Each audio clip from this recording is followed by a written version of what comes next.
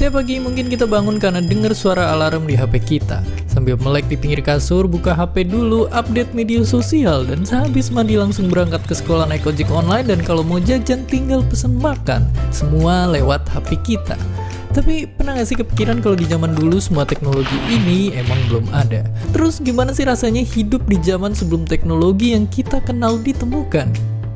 Jadi lebih enak mana hidup di zaman sekarang atau tahun 50-an?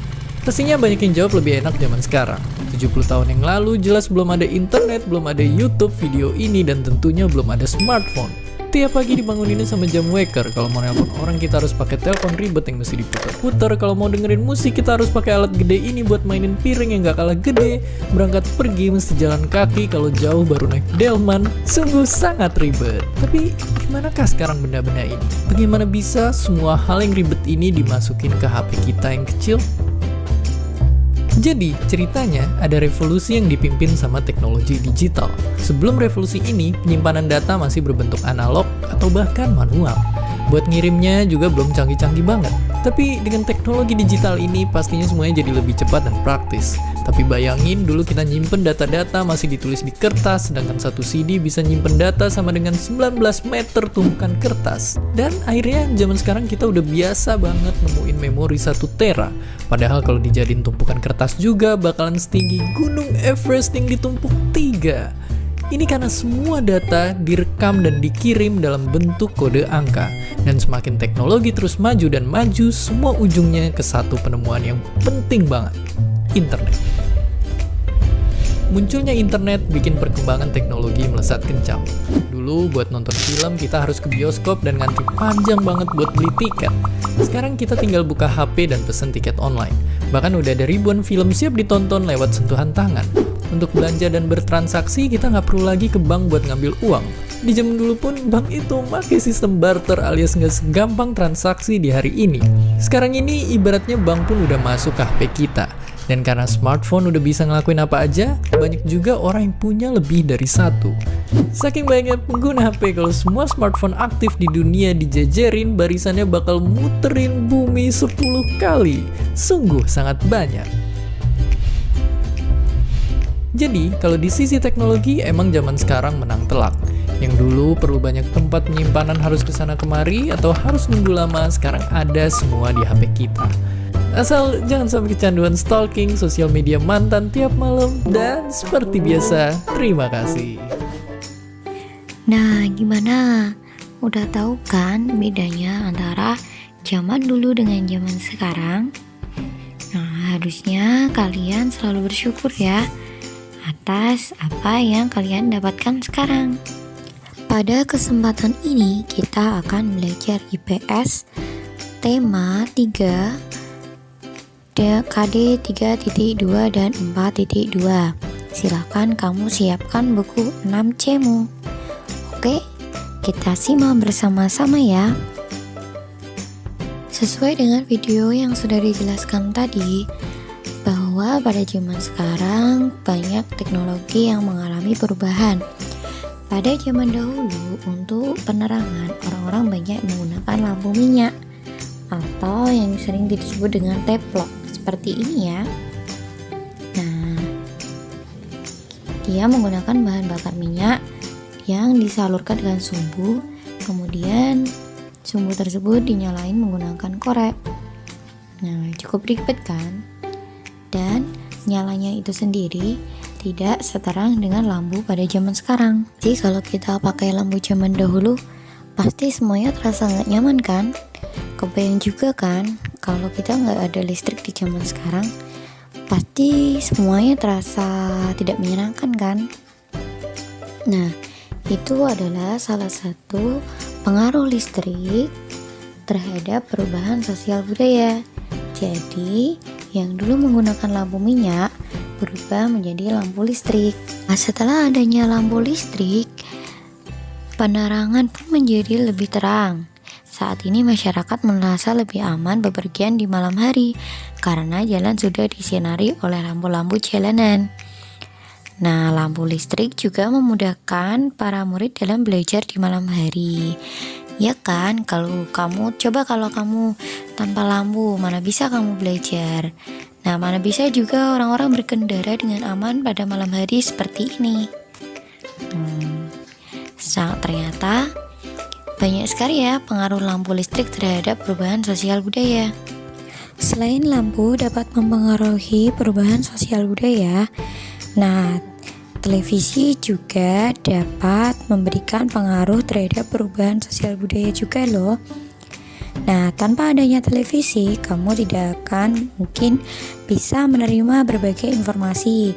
Kamu juga mungkin tidak bisa menonton video Korea, BTS,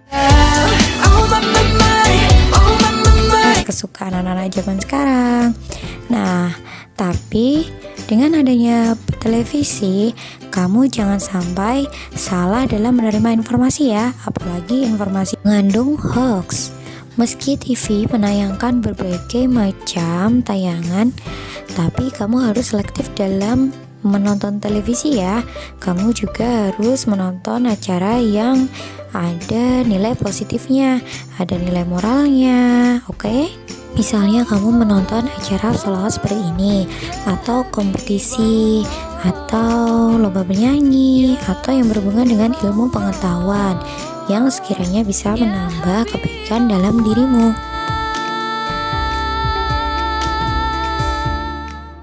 Nah, sekarang tugasmu adalah mendiskusikan dengan ayah atau ibu, atau dengan kakak atau dengan adikmu tentang dampak positif dan negatif dari penayangan televisi. Nah, kemudian kamu tuliskan hasilnya pada halaman 41 ya, buku tematik 6C-mu. Oke, jangan lupa ya. Selain pengaruh lampu dan televisi, kita selanjutnya akan mempelajari tentang pengaruh komputer terhadap kehidupan sosial budaya. Nah, sebelum kita belajar tentang pengaruh komputer terhadap kehidupan sosial budaya, nah simak dulu perkembangan komputer dari generasi ke generasi berikut ini ya. Komputer merupakan sebuah teknologi yang hampir digunakan dalam segala bidang pekerjaan. Contohnya seperti bidang pendidikan, kedokteran, pertahanan, dan masih banyak lagi. Namun, bagaimana sih sejarah dari komputer itu sendiri? Dalam perkembangannya, komputer sendiri memiliki 5 generasi yang berbeda. Dimulai pada tahun 1940, komputer bernama Z3 berhasil diciptakan oleh seorang ilmuwan Jerman bernama Konrad Zuse. Komputer ini digunakan untuk mendesain aerodinamika pesawat tempur Jerman. Namun sayang, komputer tersebut hancur akibat serangan bom sekutu. Beralih ke pihak sekutu, pada tahun 1943, sebuah komputer bernama Colossus berhasil diciptakan oleh Tommy Flowers. Komputer besar ini dapat meretas strategi perang Jerman hanya dalam hitungan jam. Colossus juga dipercaya telah membawa kemenangan sekutu pada Perang Dunia Kedua oleh sejumlah ilmuwan. Mulai dari sinilah banyak perusahaan yang akhirnya ikut mengembangkan teknologi komputer. Hingga akhirnya memasuki generasi kedua, di mana vacuum tube dalam komputer mulai tergantikan dengan transistor. Komputer pertama yang menggunakan teknologi transistor ini bernama UNIVAC Clark, yang difungsikan untuk simulasi hidrodinamika senjata nuklir. Namun seiring berjalannya waktu, peneliti menemukan kelemahan dari transistor yang dapat merusak komponen dalam komputer. Dan pada generasi ketiga terciptalah semikonduktor sebagai sebuah solusi yang dibuat oleh Robert Noyce. Komputer yang telah mengaplikasikan komponen ini disebut juga sebagai mini komputer, karena ukurannya yang jauh lebih kecil dibandingkan komputer generasi sebelumnya. Tidak berhenti di situ saja. Pada generasi keempat, ilmuwan terus mengembangkan komputer, hingga terciptalah sebuah komponen yang bernama Very Large Scale Integration atau VLSI, yang di dalamnya terdapat ratusan transistor. Komponen tersebut digunakan pada komputer sehingga membuat komputer lebih mudah diproduksi, karena tidak melibatkan banyak komponen. Selain itu, harga komputer juga menjadi lebih terjangkau. Turunnya harga komputer yang drastis berhasil membuat penjualan komputer meningkat sangat pesat dari tahun ke tahun. Hingga akhirnya pada tahun 1983, majalah Time menobatkan komputer sebagai sebuah hal yang paling berpengaruh pada masa itu. Memasuki generasi kelima, perkembangan komputer masih terus berlanjut. Hebatnya lagi, sekarang para ilmuwan sedang mencoba mengembangkan komputer yang dapat memiliki pikiran layaknya manusia. Dan mungkin komputer-komputer dalam film fiksi pun bisa terrealisasi dalam kehidupan kita nantinya. Itulah sejarah dari perkembangan komputer. Semoga informasi tadi bermanfaat ya. Sampai jumpa. Nah, itulah perkembangan komputer dari generasi ke generasi. Penemuan komputer memiliki banyak dampak, antara lain ada 6. Silakan simak halaman 65 ya, jangan lupa kamu baca. Kemudian, apa coba manfaat yang kamu peroleh dengan adanya komputer? Nah, apa yang terjadi jika tidak ada komputer di zaman sekarang ini? Atau apa yang terjadi jika komputer tidak ditemukan sampai zaman sekarang ini?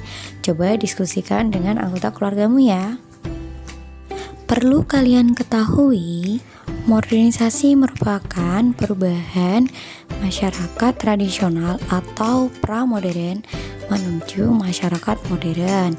Nah, masyarakat modern ini dapat menerima segala hal perubahan demi kemajuan dengan mudah. Salah satu perubahan dengan adanya modernisasi ini adalah yaitu perubahan kehidupan masyarakat di bidang ekonomi. Nah, salah satunya adalah Indonesia sebagai negara penghasil kertas nomor 6 di dunia. Coba perhatikan proses pembuatan kertas berikut ini ya, sambil kamu simak halaman 80. Beberapa benda begitu dekat dan lekat dengan keseharian kita. Saat belajar, bermain, menyalurkan hobi, bekerja, dan banyak lagi kegiatan lain. Satu di antara benda itu adalah kertas. Sejak diperkenalkan pertama kali oleh Cai Lun pada era dinasti Han di Tiongkok sekitar abad ke-1 Masehi, hingga berkembang menjadi berbagai jenis bentuk, ukuran, serta fungsinya. Kertas telah menjadi bagian dari kehidupan dan keseharian kita. Meski kerap kita jumpai dan pergunakan, tak semua dari kita mengetahui jika kertas dan produk turunannya bermula dari bibit pohon yang ditanam loh, yang kemudian menjadi batang kayu pada areal yang disebut hutan tanaman industri. Dalam rentang 5 tahun sejak penanaman dilakukan, tiap batang pohonnya telah siap dipanen sebelum kembali lagi ke tahap penanaman kembali, hingga seterusnya siklus ini berlangsung. Di pabrik, batang kayu yang telah dipanen diolah hingga terkelupas bersih. Sementara kulit kayu yang terkelupas tetap bermanfaat karena dijadikan bahan bakar biomasa. Kemudian, kayu tadi dicacah hingga menjadi serpihan atau yang disebut wood chips. Caranya, serpihan kayu dimasak dalam tangki raksasa yang bertekanan tinggi, serupa proses pencernaan dalam tubuh manusia. Hasilnya, dalam bentuk yang lembut, serat kayu yang dibutuhkan akan terpisah dari kandungan lainnya. Selanjutnya, bubur kertas atau pulp akan mulai terlihat bentuknya. Sesuai kebutuhan, pulp ada yang dikeringkan hingga berbentuk padat dan siap dikemas. Ada pula yang langsung diproses ke tahap selanjutnya. Selanjutnya, pulp tadi sudah bisa diolah untuk menjadi kertas dan beragam produk turunannya. Caranya dengan terlebih dahulu mencairkan pulp hingga berbentuk bubur yang dikenal dengan tahapan wet end.